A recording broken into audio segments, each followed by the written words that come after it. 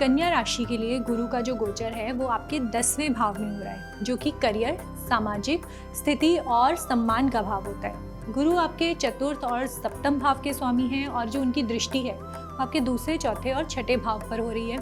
इससे आपके जीवन में कई तरह के पॉजिटिव चेंजेस आने वाले हैं। करियर में सफलता, प्रमोशन और धन लाभ के अवसर दिखाई दे रहे हैं। घर में सुख शांति का माहौल रहेगा, लेकिन खर्चों पर काबू पाना आपके लिए बहुत ज़्यादा ज़रूरी है। खास तौर पर माता के स्वास्थ्य का ध्यान देना बहुत ज़्यादा ज़रूरी है।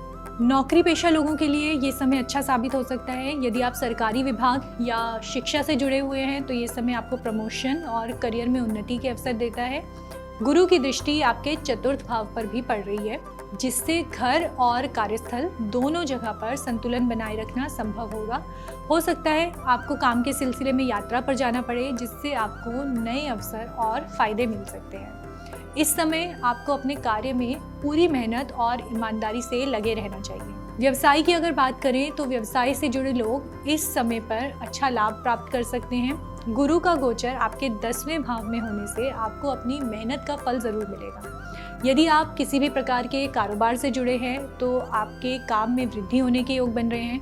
प्रमोशन और धन वृद्धि के अवसर बन रहे हैं। हालांकि इस समय पर आपको अपने खर्चों को भी नियंत्रण पे रखना होगा, क्योंकि आय के साथ साथ खर्चे भी उतनी स्पीड से बढ़ते जा रहे हैं। ध्यान रखें कि अपनी पूंजी का सही उपयोग आपको इस टाइम पे करना है और बिना सोचे समझे खर्च करने से बचने की ज़रूरत है।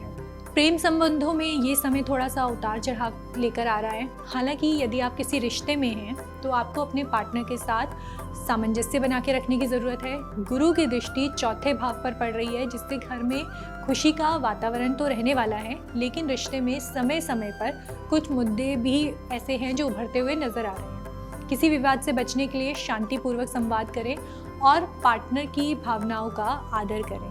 अगर आप शादी के बारे में सोच रहे हैं तो समय अच्छा है, लेकिन धैर्य से ही आपको कुछ भी डिसीजन लेना होगा। पारिवारिक जीवन की अगर बात करें तो जीवन में सुख और शांति का वातावरण तो रहने वाला है।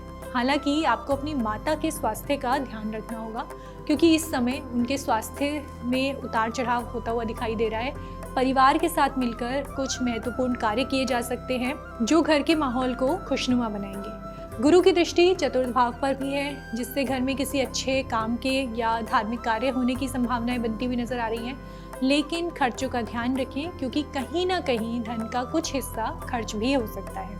स्वास्थ्य के मोर्चे पर ये समय थोड़ी सी हल्की फुल्की समस्याएं आपको दे सकता है, विशेषकर माता के स्वास्थ्य को लेकर।